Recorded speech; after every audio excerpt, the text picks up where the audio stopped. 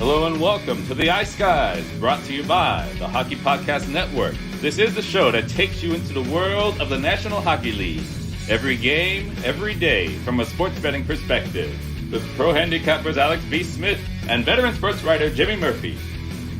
And now, here's your host, Ian Cameron.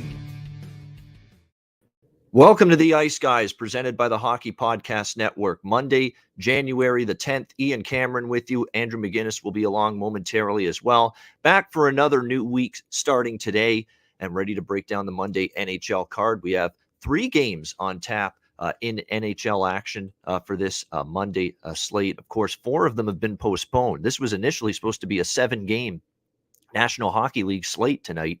4 games have been postponed. So we are down to just 3 games left standing. And we'll, of course, break those down for you here on the Monday edition of the Ice Guys here, courtesy of the Hockey Podcast Network. Before we get into today's card, I want to mention a very sad bit of news that we had to learn yesterday, and that is the passing of Brian Blessing.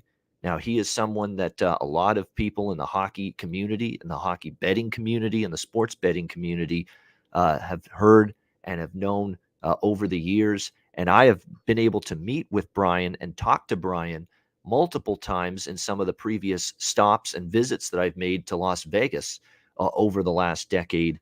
And this was a difficult piece of news, even for me, as someone that only met and talked to Brian probably, I would say, 2 or 3 times in the past. And many of those were 5 to 10 years ago, not any time recently. But Brian Blessing's a guy that I've been listening to do shows and radio and some video work as well in recent years, going all the way back to when he was on the Hardcore Sports Radio Network and The Score 10 plus years ago with my good friends, Gabriel Morency, Cam Stewart, who have been good friends of mine for a long time. I've done shows with them for years now. And Brian Blessing was always on the air. Anytime Gabe and Cam wanted Brian on the show, didn't matter if Brian was busy or had other things to do. He would always make time to be on that show with Gabe and Cam. And not only a terrific show host, and he was always that, he was the guy, someone that built the show that he hosted, Sportsbook Radio, which he started, I believe, in the mid 2000s, if I'm not mistaken, probably like 15, 20 years ago, he started that show. And when Brian Blessing started that sports betting related radio show, Sportsbook Radio, that was back in an era when, it wasn't the sports betting content explosion across the internet or on the airwaves, on radio or any other medium at that time. It was just very rare to be able to find a show dedicated to sports betting. And Brian Blessing hosted Sportsbook Radio for a long time. He did a great job with that show. He knew the betting markets. He would interview odds makers. He would bring on, respected handicappers on that show with him. And it was truly one of its kind. So, Brian Blessing, not only a great host, not only a great bettor who knew sports betting, who loved hockey, who had a passion for the Buffalo Sabres, of course, started his career in the 80s, as a news anchor, sports anchor, and a sports reporter for a channel that I, get on cable. If you get cable in my area here, Hamilton, Southern Ontario, you get the Buffalo local channels. You get your WKBW, ABC Buffalo. You get WIVB, Channel 4 News Buffalo. You get WUTV, Fox Buffalo. You get all those channels. And Brian Blessing was a sports anchor and sports reporter for WIVB Buffalo, Channel 4. In the 80s, in the 90s, covering the Bills, covering the Sabres. He hosted Hockey Hotline, which was a show in the Western New York area, mostly talking about Buffalo Sabres hockey. He hosted that with Mike Robitaille. Was a guy that was on Buffalo Sabres broadcasts for a very long time on television. So he had a great career there. And then he decided, I'm going to move to Las Vegas because sports betting is a passion of mine. And I want to try to see if I can, go to Las Vegas, make a career for myself in something different when his time with the with WIVB as a reporter and an anchor ended. And sure enough, he had a great time in Las Vegas, a great run there. As hosting Sportsbook Radio, doing a bunch of things, hosting a bunch of events. Super Contest Weekend which of course was been hosted by the Westgate all these years. Jay Cornegay would put that on, and I've been there to multiple Super Contest weekends that have the seminar on the Friday of the Super Contest weekend, and Brian Blessing would host those and MC those events, and just great moments. Alex B. Smith and I, and by the way, Alex is coming back this week on the show, but Alex B. Smith and I would go to the Super Contest weekend. We're talking 6 to 10 years ago now when this happened, and Brian Blessing would host and did a great job of that. And the last thing I'm going to say about Brian, because I've talked about what he's done in his career and work-wise and in the sports betting world, his love and his passion for hockey. The most important element of Brian is the man that he was. He was genuine. He was jovial. He was funny to be around. He had a wicked sense of humor. He would rib you. He would jab you. And God knows he did that to Gabe and Cam a lot. And if you listen to all their old shows, Morency and Cam Stewart with Brian Blessing, you'll know that. I mean, he would jab them. He'd rib them like crazy, but it was never mean-spirited. It was never malicious. It was never out of hateful intent. It was always good fun, good, to get a laugh out of you. That's the kind of guy he was. He'd always care about you as a person. He'd do so many things, I know, for Cam in the past, and Cam can vouch for that. Brian Blessing's been there for Cam in a lot of different situations. He would always be interested in, how are you feeling? What's going on in your life? Is everything okay with you? And he'd really care. He'd be interested. And it's just, it does suck so bad, Kyle. It does. As someone that didn't know Brian a tenth as well as, say, Gabe Morency, good friend of mine, Cam Stewart, good friend of mine, Dana Lane, good friend of mine. I already sent a message to Dana Lane. I mean, he is absolutely distraught with this news. Him and Brian were so close and great, great friends. It's a really, really sad day, and it's a gigantic loss. It's a gigantic loss for him and what he's meant to the sports betting community, the hockey community, his love for this sport that we talk about every day, hockey, the shows he's done. Right now, he was in the midst of doing a show with Alex B. Smith and, of course, Dana Lane on the Bet US channel for NHL Hockey, hosting that show. And to tell you what kind of guy Brian was, here he is fighting the illness that he's been battling with. And here he was, I believe, last week, I believe it was Thursday, somehow pulling his way up out of his, tough physical situation he's in and doing a show. That's Brian. I mean, Brian would want the story or the show to go on, and that's exactly what we're going to do. So we're going to make this episode of the Ice Guys in honor and tribute of Brian Blessing, because this is a big loss. We're all feeling it today. Rest in peace, Brian Blessing. Rick Rickshaw, as Gabe and Cam would call him back in the day. That's an inside joke. But nevertheless, it's stunning. It's unfortunate. It's sad. And we're all going to miss Brian Blessing, a great guy and an incredible contributor and member of the community of sports betting, hockey, you name it. And I know the Sabres and the Golden Knights organizations, both on their Twitter accounts, their official Twitter accounts, acknowledged the passing of Brian Blessing. The Sabres Twitter did, and of course the Golden Knights Twitter did, because again, he's hosting Vegas shows on radio these days, and a lot of it's about the Golden Knights. Brian Blessing was hosting those, and they paid homage to Brian, and rightfully so. He will be missed. Make no mistake about that. Andrew McInnis with us now. Obviously, Andrew, you never, I don't believe, got the chance to meet Brian, but I'm sure you know a bunch of people that did know Brian and got to talk to him. And let's just say we're feeling it today. This is a loss, definitely, for all of us, the passing of Brian Blessing. Absolutely. And it just, it's something where, like you said, I never met him personally. I watched some of the shows he's done, and it's something where you can see the pain in the people that knew him and the people that he was closest with. And then I started to feel sick to my stomach yesterday. I was actually listening to Gabe, Joe, and George Kurtz live on the show when Gabe found out. And it just made me sick to my stomach. And I didn't even know the guy.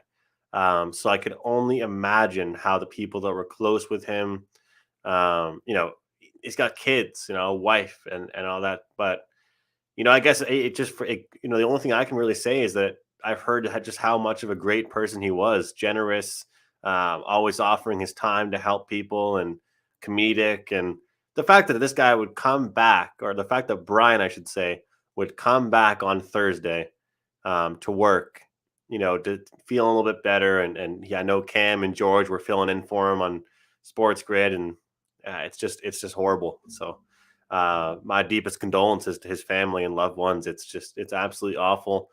And the fact that he was doing a show with Alex and Dana Lane, who we used to work with, Dana, I'm speechless. I mean, I couldn't imagine. It puts everything in perspective, like just in general. I think that my friends call me a big softy sometimes, but it's just sometimes you just had to put things in perspective. Like, we're just so, we always talk about how much we love doing this show together, and the community we have here, in our live chat right now. But it's unbelievable, like I met you, Ian, for the first time a couple weeks ago, but I've known you for like 5 years.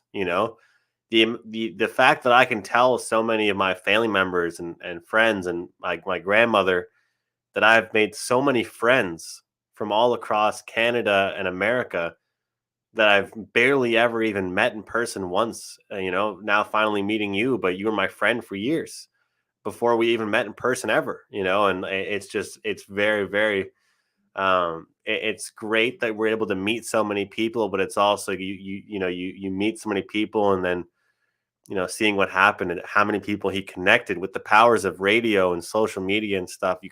You could just see yesterday it flooding in how much, he really impacted people. So to me, it put things in perspective, Ian. It just makes you sit back for a second. You saw it on Sports Grid. Do you think George and Joe and Gabe want to talk about the Steelers anymore? The Steelers didn't mean shit in the moment, and they don't. They don't mean anything at all anymore. When something You like lose a that friend like happens, that. Right. yeah, 100% true. this Yeah. is just a game. We're blessed with the career paths that we have to do shows and write articles and talk about picks. That's just all. It's just perspective. Yeah. And look, my stomach was in knots for 2-3 solid hours when I heard the news. And I didn't know or see Brian or talk to him half as much as, like I say, all the other people I mentioned did. And just because the few times I've been with him and all the times I've heard him on air doing shows with a bunch of friends of mine, with Gabe and Cam and Dana and Alex, and you go on down the list, and he just always made it fun. I mean, he'd want to, get it entertaining and get in a little bit of a debate and an argument, but it was never malicious. It was just, to entertain and have a difference of opinion. And I think of all the times too with Dana and Brian on their show, especially lately, they're like two brothers. They're just, ribbing each other back and forth. They got the little, jabs back and forth with one another. I mean, you think about how close they were. And that's why my heart just, it's torn for Dana today, because I know that's like a brother to him, Brian Blessing, and a best friend, if you will. So just really, really sad news with the passing of Brian Blessing. Someone we'll all miss. And I will but recommend to all of you, do yourselves a great favor, because I guarantee it's going to put a smile on your face. You're going to laugh a few times, because that's what this was. And I posted the link to this show from 2009 on my Twitter at Bobano. It was with Brian it was in Las Vegas, Super Bowl Sunday. That year, it was the Pittsburgh Steelers and the Arizona Cardinals in the Super Bowl. It was Big Ben's second title, and it was against Kurt Warner and the Arizona Cardinals, that Super Bowl. 2009, Super Bowl Sunday, Las Vegas, for Hardcore Sports Radio, the Score era of Sports Rage. They did a Super Bowl show. It was Gabe Morency, Cam Stewart, Brian Blessing, and Teddy Covers. And I'm telling you right now, you just want to have fun and laugh a little bit and smile a little bit and just really get a sense of what Brian was like. Just so easy to have fun with him. And he was entertaining. He was funny. He had a great sense of humor. Rarely ever did I never saw Brian Blessing in a bad mood, never, or pissed off or angry or just get away from me or anything like that. I can't talk right now. No, never saw that from him whatsoever. Check out that show. You will smile when you listen to it. Great stuff from what can't believe it's 13 years ago that took place. But make sure you listen to that. It is worth it, because it gives you a little bit of an insight and a little bit of a look toward the kind of guy, heart of gold and truly genuine through and through that Brian Blessing was. All right. As difficult as it is, we got to turn the page. Brian would want the show to go on, and that's exactly what's going to happen here. We got 3 NHL games to break down on this Monday card. Andrew, let's start with Boston and Washington. Kind of two teams that are going in opposite directions at the moment. We got Washington minus 105 to minus 110. Some places minus 115. 5.5 the total in this game, although it is 6 in some spots. So make sure you shop around. Now, the Bruins are playing some better hockey. They enter this game feeling good. Winners of 4 of their last 5. 3 of the wins, though, were New Jersey, Detroit, Buffalo. However, finally, we can't accuse Boston of not being able to beat anybody good. They finally beat somebody good, someone really good on Saturday night. A very impressive 5-2 win against the 2-time defending Stanley Cup champion Tampa Bay Lightning. Very impressive game from the Bruins. 5 goals in that game for the Bruins in the victory over the Tampa Bay Lightning. They got on the board early and often in the first period. David Pastrnak, who has really started to get things going again offensively. We know how streaky he can be. Had the big goal against New Jersey recently. We're seeing him light the lamp now. We saw him score 2 in the first period in that win against Tampa Bay on Saturday night. Marchand ends up chipping in 2 goals, including an empty netter for the Bruins in that win as well. What can we say? It's basically wash, rinse, repeat, right? We've said this for a couple of years now. When the Bruins are winning, that top line, that perfection line, those players are getting it done for them.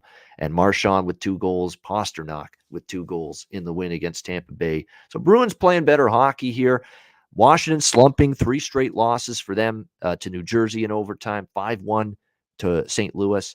And then the 3-2 shootout loss to Washington. What's interesting to me is, Andrew, Ilya Samsonov's become the forgotten man a little bit here. I mean, he is not even going to be dressed tonight for the Washington Capitals. We are looking at Vitek Vanacek coming back from his absence and available, although he will back up tonight, and he will back up suddenly someone that's back in the NHL scene and actually playing pretty solidly for the Capitals the moments he's been in net, and that's Zach Fucale. Remember him. He's played World Juniors for Canada. He's in the Montreal organization way back when. And now here he is in Washington getting an opportunity, Andrew, because he's earned it. He's played well for this Capitals team. 0.42 goals against average, 980 save percentage, solid in the game against Minnesota, even though they the other night for the Capitals in that game.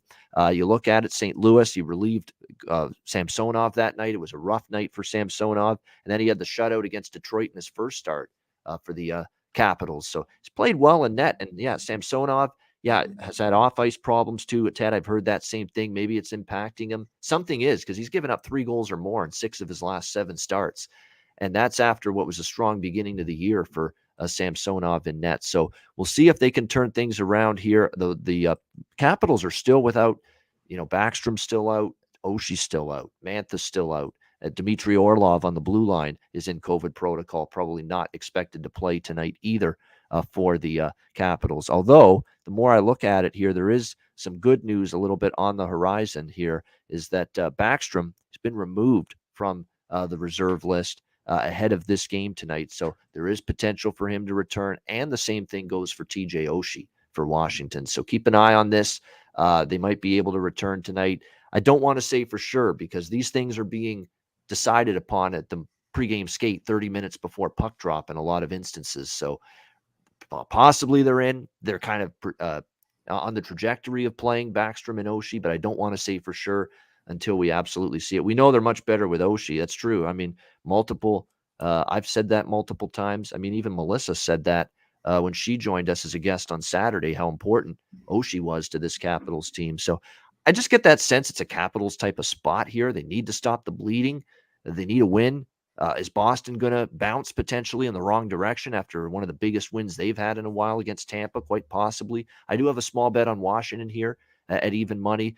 I like the over a little bit more, 5.5 here at minus 120 in this game. Certainly the Bruins have been that type of team that now they've gotten their offense going.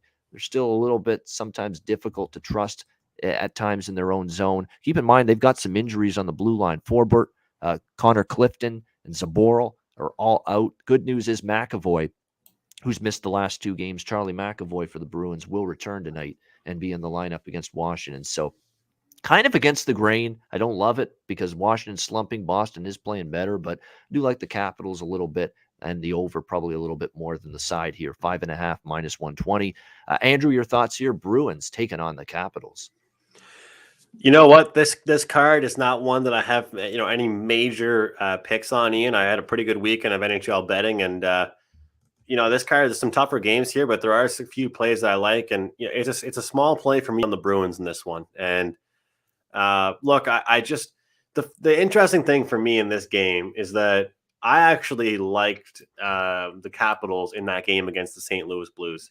And if you look at that game that they played against the Blues, and if you watch that game, you'd know that the Capitals should have been up 3-0 in the end of that first period.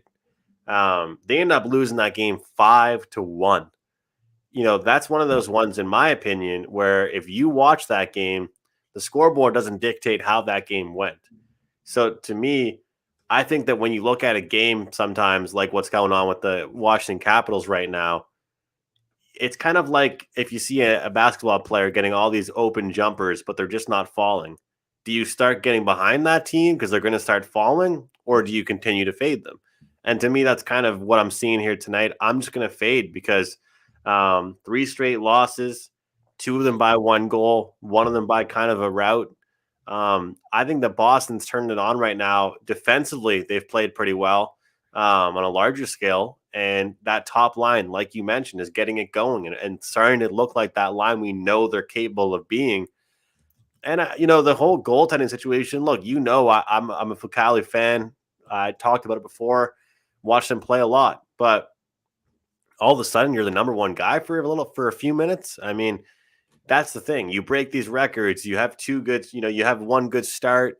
You stop 7 shots in relief of Samsonov. Here's a real start against the Boston Bruins, an unbelievable team. You're back at home in front of the fans. I don't know if the Boston Bruins was a team where the Washington Capitals snap out of a little mini losing streak. So we'll see what happens here. One thing as well, the Washington Capitals, to mention here, Ian, not good with the faceoffs, not good in the faceoff dot here. And obviously, as we know, it's an edge when you're at home. They've not been good in the faceoff dot, and the Boston Bruins are, which is kind of a little hidden stat that people might not think of, but it definitely makes a difference in the game here. So I look towards the Boston Bruins to win this game, and what I think would be actually a low-scoring game. So I'm thinking like 3-2, 3-1 type game here. We'll see. Look, the Capitals they created a lot of chances for themselves. You look at the injury list, you can see that Washington has all of these question marks next to these players' names, I'm curious to see if we do get Oshie back, if we do get Backstrom back. We're not quite sure. We do know that we are getting McAvoy back in the lineup. So I'm looking at the road team. Like I said, it's kind of a price pick as well for me. Don't really want to be laying minus 120 with the Capitals right now. But they are kind of due for an outburst, but I'm just not so sure it's against this Bruins team. You know what's amazing? The last 4 games that TJ Oshie has not played for Washington, they've lost all 4. That's the fascinating part. They lost 3-2 to LA. Oshie didn't play. They lost the last 3 games, New Jersey, St. Louis, Minnesota. Oshie didn't play. They're actually 4-1. Washington, the last 5 games he has played. So there's definitely something to the fact of how his value and his importance to this hockey team, and it shows in the win-loss record recently. Without him, can't win. They haven't been able to finish right now. They're creating so many chances, but you can only create so many chances before you just think to yourselves, geez, these guys can't score right now. Yeah, it is. It's definitely been an issue for them. You've gotten. It's been kind of disappointing lately from guys like Lars Eller, for instance. Tom Wilson's offense hasn't been as predominant lately as well. They're not getting a lot from the bottom 6 forwards for the most part at the moment. Of course, Backstrom and Oshie have been out, so that's put even more strain on them to score. So it's been issues. But again, we're talking about maybe Backstrom, maybe Oshie both returning tonight for the Capitals. We'll see if that impacts them here a little bit. Yeah, it's Clint in the chat saying the returning star, fade the team with the guys returning. That's true, but that's especially true when the team's playing well prior to that. And that's not the case with Washington. Not that may still not happen tonight. They could still lose with Oshie and Backstrom back. Throws off the line combinations and the rhythm a little bit. But that's especially, I think, an even better and stronger angle when the team's playing good. hockey going I'd into that agree. game with the returning player or players in this case. So I'd we'll agree with see how that. this one goes. It's an interesting game to view. We kind of like the sides we like. Andrew kind of likes Boston. I kind of like Washington, and I do like the over a little bit here at 5.5 as well. All right, Seattle, Colorado. We've got Colorado minus 350 to minus 380 in some spots here as home favorite. 6.5 the total in this one. This is one spot where, look, Seattle's giving you no evidence that they could win this game or maybe even be competitive with Colorado with how bad things have been for the Kraken. We're talking about a Seattle team that is a terrible 1-8 in their last 9 games. You look at the the last 5 losses they've had. 4 of them, they lost in overtime to Philly, but the other 4, 4-1 to Anaheim, 5-3 to Edmonton, 6-4 to Calgary, 5-2 to Vancouver. I mean, they're losing by margin. So, even if you liked Seattle from a spot perspective with Colorado coming off that thrilling, enthralling come from behind win against Toronto on Saturday, and what a hockey game that was. Just absolutely tremendous. And first thing I thought when that game was over is, can we get this as a Stanley Cup final? I'd sign up for that. Leafs and Avs with the skill and the talent and the speed we saw. And sometimes it's, think track meet, see track meet, bet track meet. And that's exactly what we saw with the Leafs and the Avalanche. And I'm like, wait a minute, 10 straight games have gone over head-to-head, Leafs and Avalanche in Colorado. With the way these teams are lighting it up right now, especially Colorado, even at 6.5, how could you not? And And I remember I Yep. said maybe it'll be a low-scoring game, but I'm happy I did give out Colorado on the Yes. show with you. Yeah, exactly. We And both man, won oh on that man, game. that was a Yep. game. That was all of my Leafs buddies. I was texting them. I said, "Oh boy, you know what's about to happen, right?" And they Yep. were like, "No, it's not going to happen. It's not going to happen." Oh Yep. boy, it did. Exactly. It did. Yeah, I understand the theory for the under in that game. It's 2 still Stanley Cup caliber teams, or at least contenders. We think if the Leafs could ever find a way to figure it out in the playoffs, we think they could be a contender. I guess that's still a big if. But right now they're playing like one, at least in the regular season. They play like a Stanley Cup contender. You think maybe, hey, a big game like this, high stakes, both teams know how good the other is. Maybe you see them tighten up a little bit defensively, and it did not happen. I Yeah. mean, it was back and forth, a lot of chances given up both ways, a lot of shot. It was a high event, but that's the new popular phrase, right? High event game. That was a high event game. The Leafs and the Avs. I So gotta I ask you, worry. Ian, what do you think about these first period puck line? The prices minus 110. Like Kyle's talking about it right now. I was talking about earlier with somebody. How is the game minus $4, but the first period is like a regular minus 110 price? I don't really understand that. How that makes any sense. That's always why I've said in these big favorite price ranges, do you know how you have to bet these games? You have to do that combo bet that I've mentioned before. Like if you like Colorado, you got to do Colorado plus over 5.5 goals The or bet something like builder, that same in game a game parlay. like that. Yeah, same game parlay, a combo bet, or you do a first period puck line, which is often the only type of value you can extract from a favorite laying almost minus 400 like this. Yeah, I'd say the only reason why, in my opinion, to answer my own question, really, is that I think that that's kind of the period they think the opponent might give them the toughest test. Yeah. But to me, I actually think it's the exact opposite. I think realistically that, progressively, we could see things, get worse as the game goes on. But at the end of the day, also, like we're gonna get Colorado's best effort, and we might see Seattle get it going in the second or third period. You know what I mean? Like I do agree that like the better team, the longer you give them, they'll show you what they have. But I don't know. I also think that you see Colorado go up, let's say 2-1 in the first period. I wouldn't be shocked to see Seattle come out there with the second period and be like, all right, well, we have nothing to lose, But I just thought that was interesting to bring up and discuss with you because you saw it with even the Hurricanes against the Canadians a few weeks back. They were $6 favorites, right? But it was like minus 120 for the first period puck line against the which actually lost. So I just found that was very, very interesting. But I saw at Pinnacle over 4.5 team total was plus 120. The one of the Canadian books I use, Coolbet, had over 3.5. It was in the minus 200 range, which is absurd. Wow. But you're looking around for different ways to bet this game. There's a lot of different ways you can bet it, But if you're, like you said, if you're not looking at making a bet like Ian's suggesting with these combos, bet builders, same game parlays, whatever you call it, you're looking at chalk unless you're backing the dog, unless you want to take a look at Seattle team total over or something to do with Seattle, because the way I look at it, anything you're betting in this game in favor of the Avalanche, you're laying down some chalk, I hate these 6.5, Ian, but I'm tempted for the over 6.5 here because Seattle hasn't played since New Year's Day. We're talking on January 10th right now, you and I. I mean, the theory of the layoff theory is back in action tonight.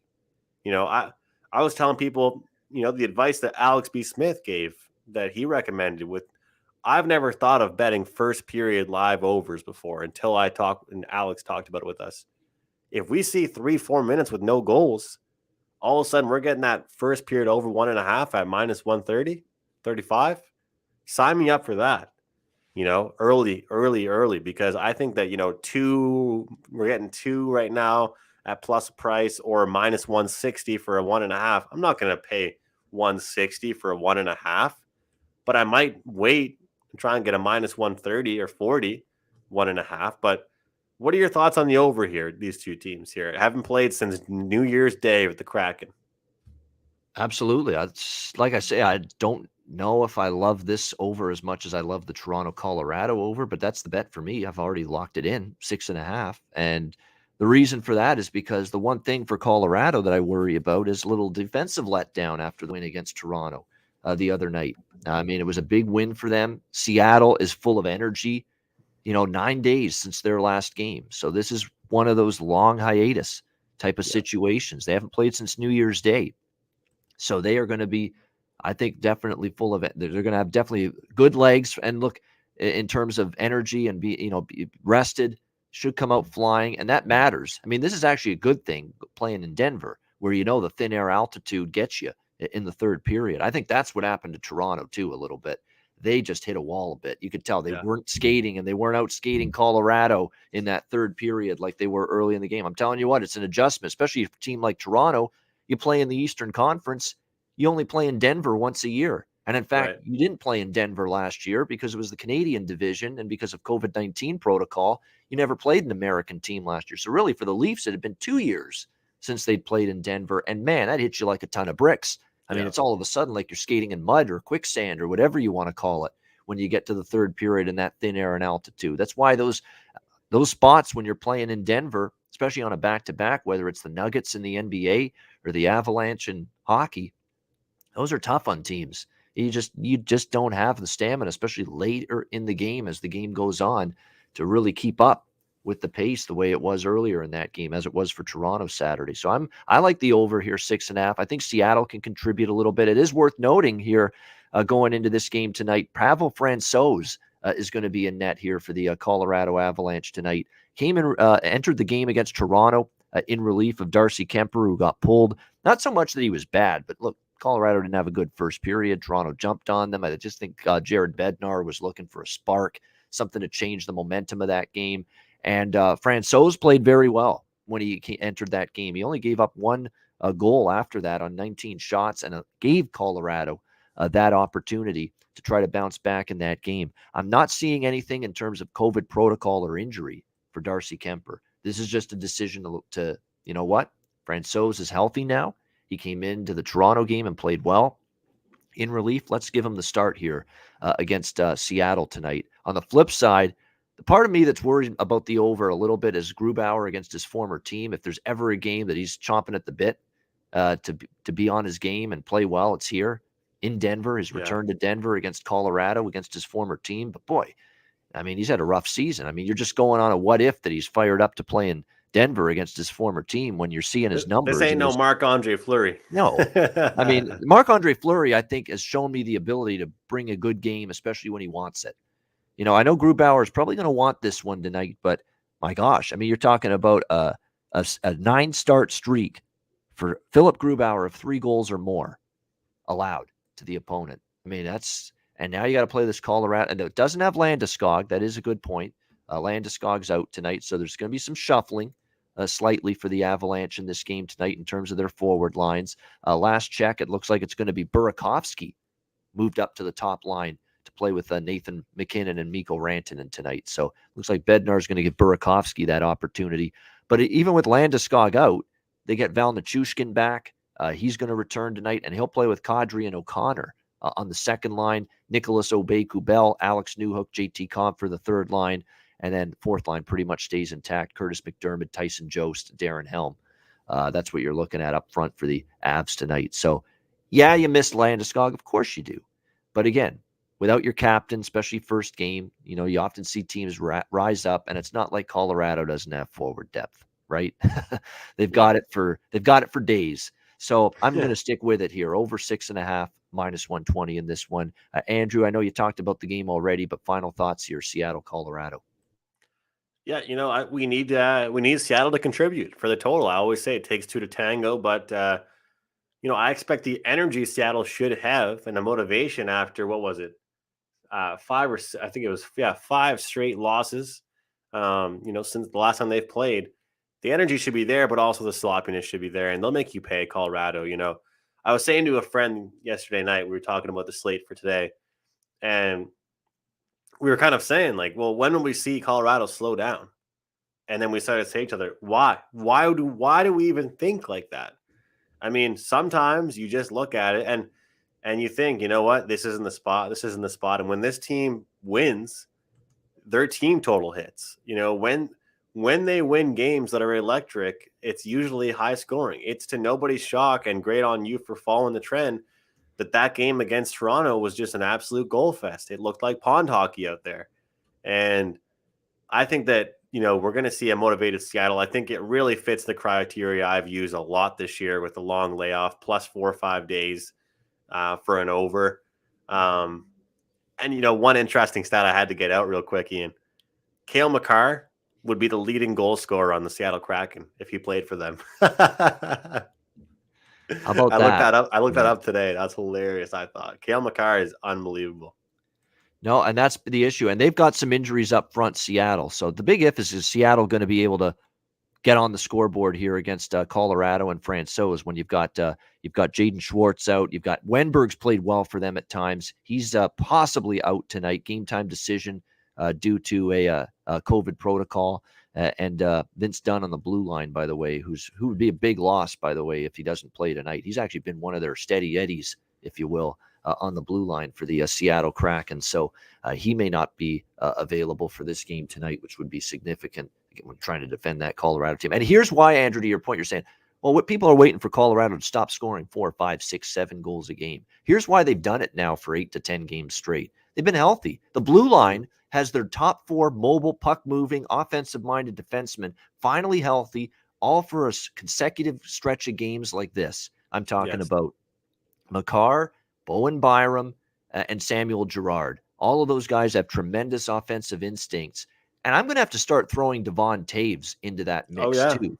Because this is a guy that, if you remember back in the Barry Trotz days with the Islanders, this guy was a terrific shutdown defenseman, terrific stay-at-home defenseman, outstanding in that regard. I think he's feeling now in Colorado with all the skill and talent and mobility at the back end on that blue line. I got to join the party too, because the numbers that he's putting up, to put it into perspective, Andrew, Devon Taves in 2018 with the Islanders had 18 points, 5 goals, 13 assists. In 2019 with the Islanders, he had 28 points, 6 goals, 22 assists. Last year with Colorado, he had 9 goals, 22 assists, 31 points. So more points than anything he had with the Islanders in a full season. And the year before, last year, that was 2 years with Colorado. Last year, 6 goals, 17 assists, 20. Or this year, I should say, he's got 6 goals, 17 assists, 23 points already. 23 points already in 20 games played this year for Devon Taves. And of course, see what he does, that great give and go play in overtime, leading to the game-winning goal that he scores to beat Toronto on Saturday night. He suddenly feels confident to make an impact offensively, join the rush, get involved in the attack, make some plays along with all this other slew of defensemen that can do that. Makar and Byram and Girard. It's endless. They've got the entire fast-skating, fleet of foot, mobile blue line healthy. They've got mostly everybody tonight outside of Landeskog healthy up front. And it's been this way consistently now for 7-8 games. So the question you ask yourself, will this stop? I'm not necessarily sure it's going to stop if they remain healthy up front and they have pretty much all their 6 starting blue liners and defensemen available to And them. like I This is keep tough. saying, these defensemen jumping in, Ian, is not helping the case defensively for them sometimes because the defensemen are turning into forwards and it leads to odd man rushes. And I think I've said that the last 3 times we've talked about Colorado. And what's happened? Every single goal they get scored against is usually an odd man break the other way. Yeah.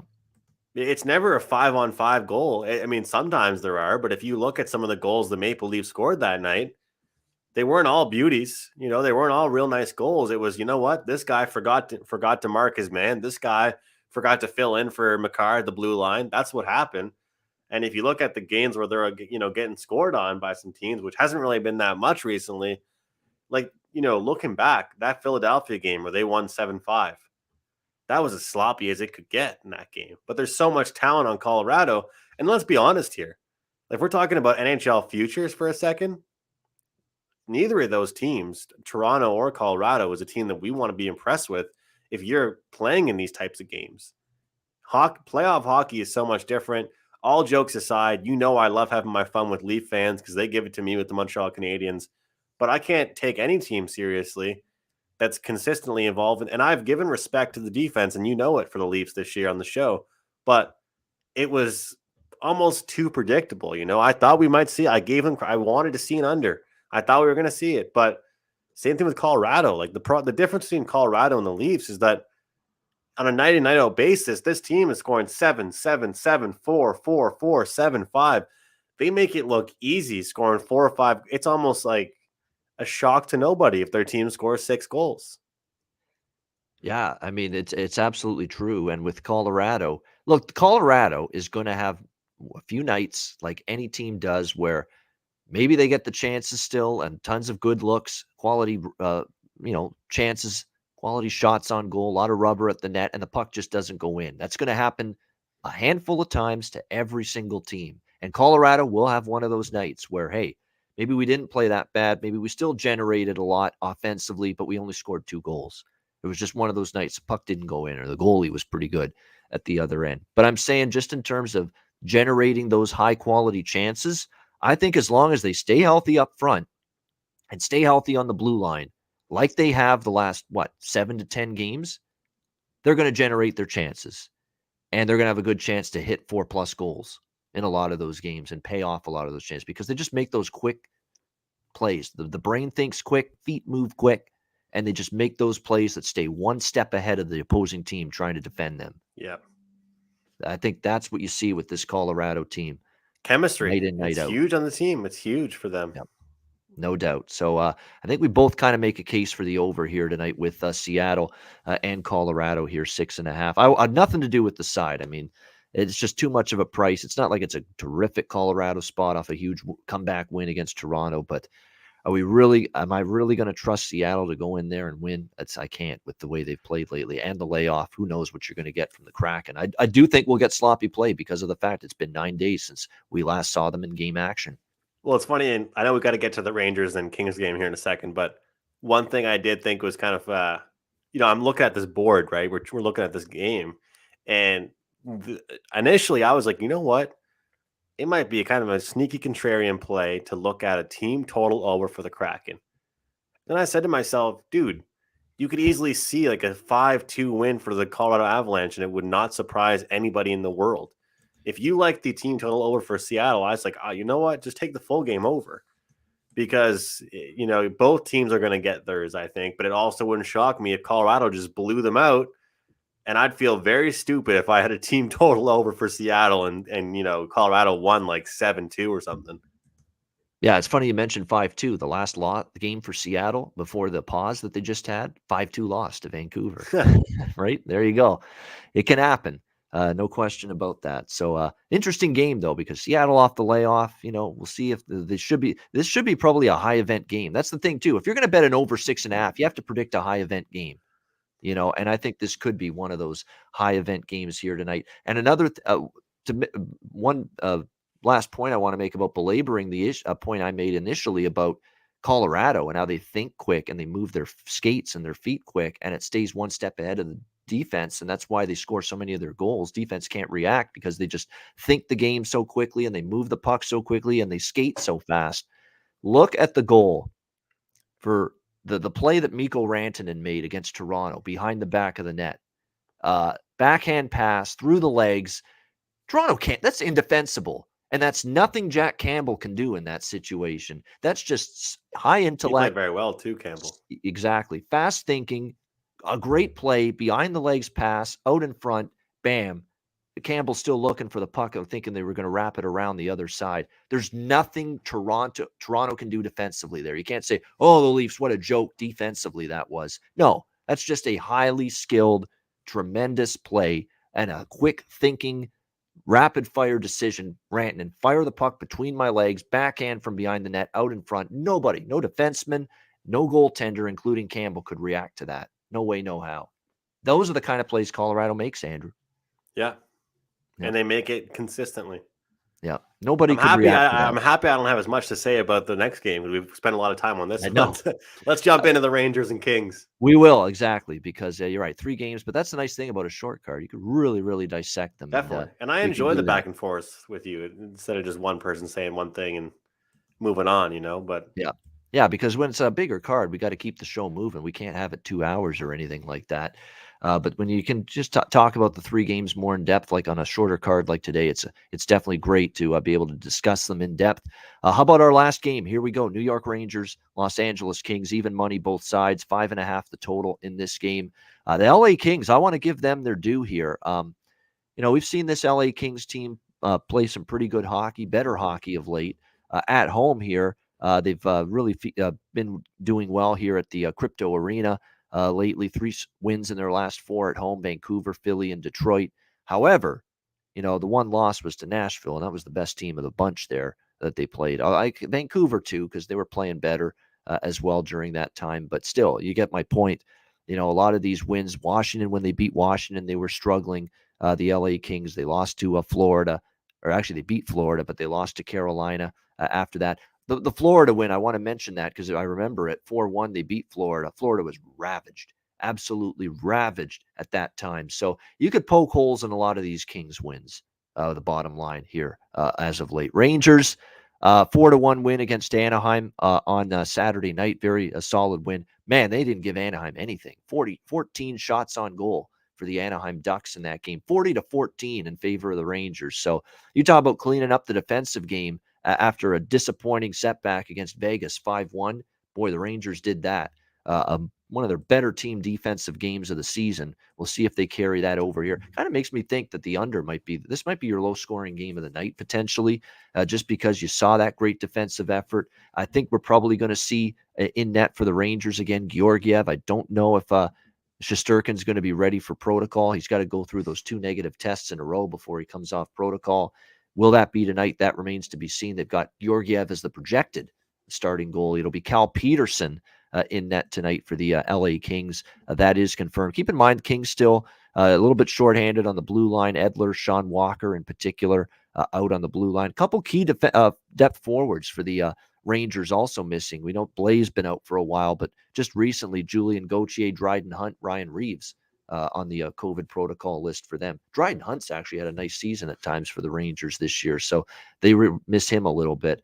Lean under, lean Rangers. Don't love either one, but I would lean in those 2 directions here tonight. Again, with the LA, it seems like there's been instances where I've bet against them. They've won and they bit me, but I got to think when you look at their recent schedule, you really thumb through it, and you see a lot of wins against the weak, the poor sisters, and not so much against the better teams here. Like I say, Nashville was their best opponent, I think, in the last 5 games. That's the one they lost. So, and now you're playing a pretty good Rangers team. So, and you know how my affinity for the Rangers, I've looked to back them a lot. I'm not looking to go against them in this spot here. Andrew, your thoughts, Rangers and Kings? Yeah, very similar to you. I'll say this. One thing I've been saying about this Rangers team is sometimes you need to face adversity. I kind of like that team lost against the Vegas Golden Knights because it humbles you, wakes you up, and says, hey, look, let's stay focused here. If they didn't lose that game to Vegas, I might not have been so bullish on that game against Anaheim. You know what I mean? Like, that's a bounce back angle, right? And I think that was good for them to have. And they played very well defensively. So I'm in the same boat as you. I like the under as well, but I also like the Rangers a little bit more. Old-fashioned handicapping term I hear a coworker of mine, Marco D'Angelo, use quite a bit. Fat and sassy. Well, I know it's one game, but LA, they dominated the Red Wings. I'll tell you what, the Rangers aren't the Red Wings, and I feel like they'll find that out tonight. So I think at a pick-em price, I can't ignore the Rangers tonight. All right, like in the Rangers and here. And Breadman might be back tonight too. Yeah, Artemi Panarin.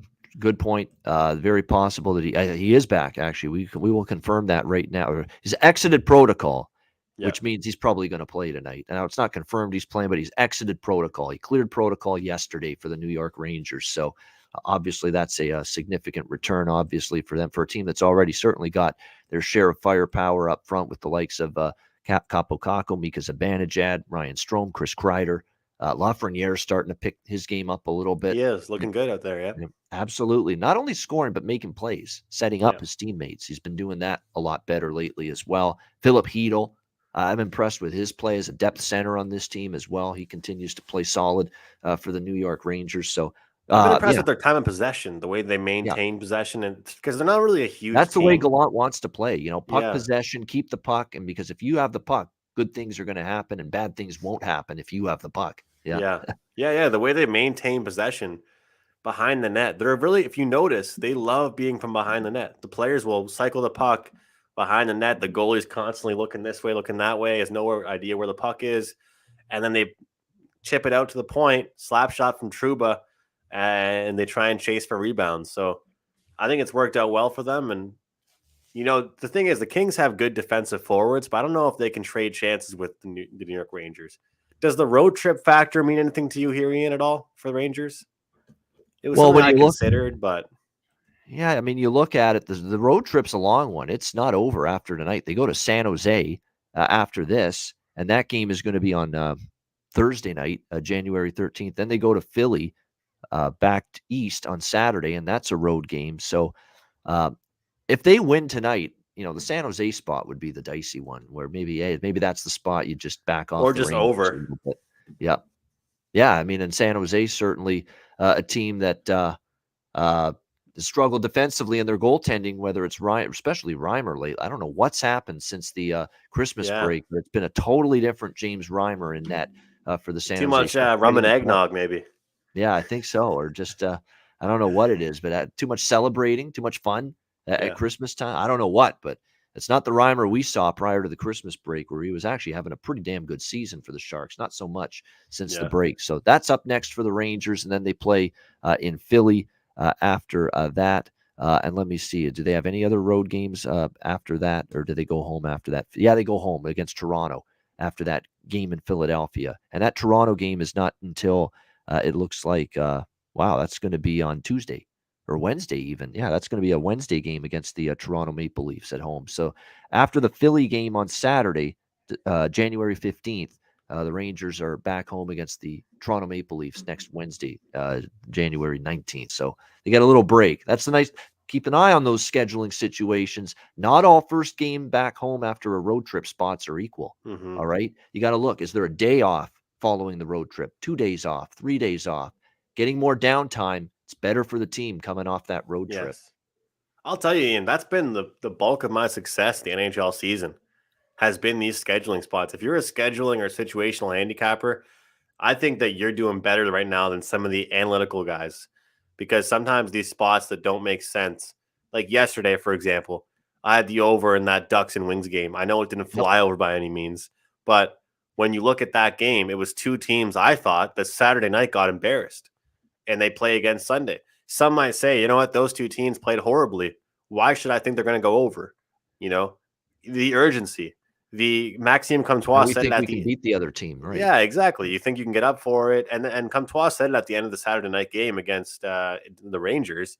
It's a chance to turn the page.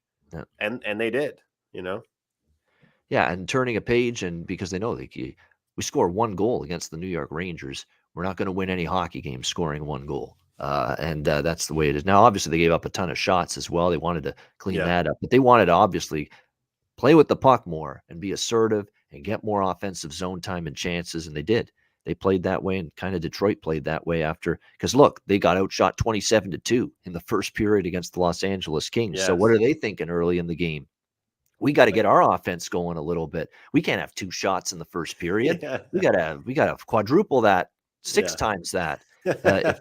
Which is really what they should be doing, because Yeah. they quadrupled 2 shots in the first period against LA last night. They would have still only had 8 shots on goal in the first period. That's how Yeah. bad they were, and that just badly outplayed in that first period against the Kings, the Detroit Red Wings, the other night. But I remember when I used to play sports, if you lost, if you had a bad game personally, and you don't play for another like 6 days, it sucks, yeah, waiting that long.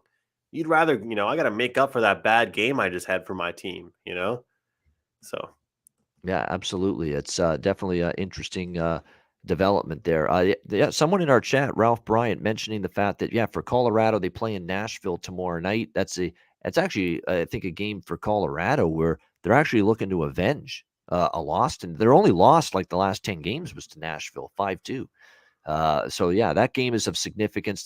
But that's another reason why. That's why I'm not taking Colorado tonight, Ralph, is because I don't love this spot off the Toronto win, the Nashville game tomorrow night. You got a little old Seattle expansion team trotting into Denver tonight to play you. That's why the over is my preferred route in that game, because I think Seattle maybe a little lethargic, mindset might creep into Colorado a little bit.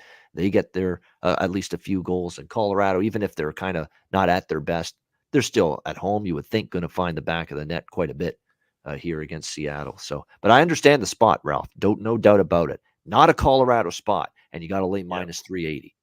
So I understand that.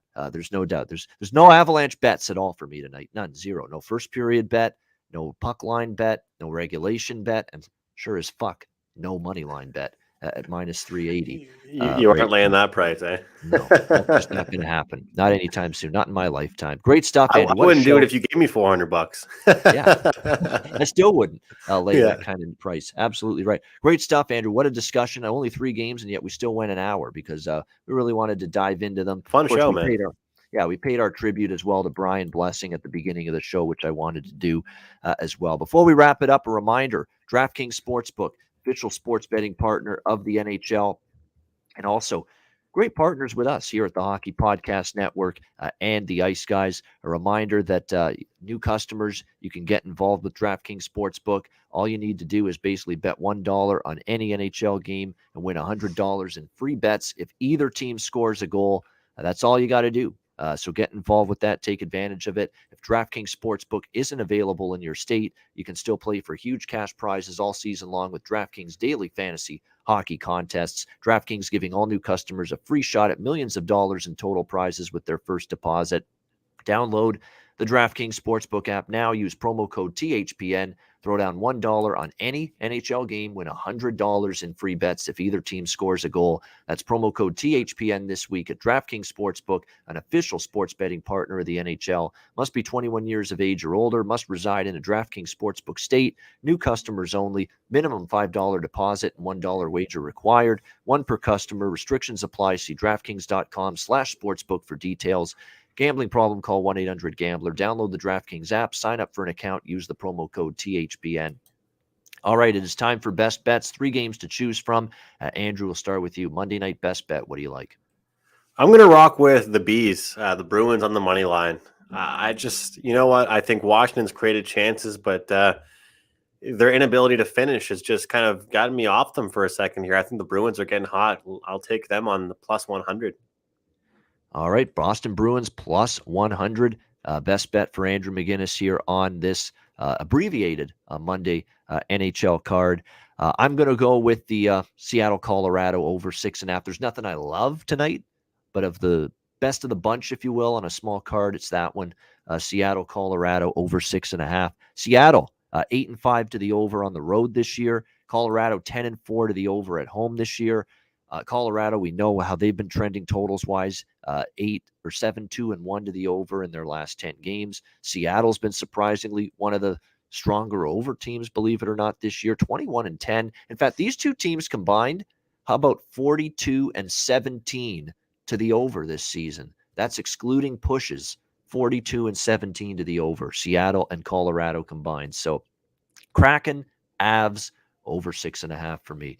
For my best bet. That'll wrap up this edition of the Ice Guys. Thanks to everyone for joining us. We appreciate it. Hit the like button if you're watching on YouTube on the way out. Reminder, the Ice Guys is live 7 days a week, Monday to Friday, 2 p.m. Eastern, Saturday and Sunday, noon Eastern. If you can't watch the show live, download the Ice Guys podcast in audio form on all major podcast platforms: Google Podcasts, Apple Podcasts, Spotify, Stitcher, and iHeartRadio. Download the Ice Guys podcast when you can't watch the show live. I'm excited to say that Alex B. Smith expected to rejoin the show on Thursday.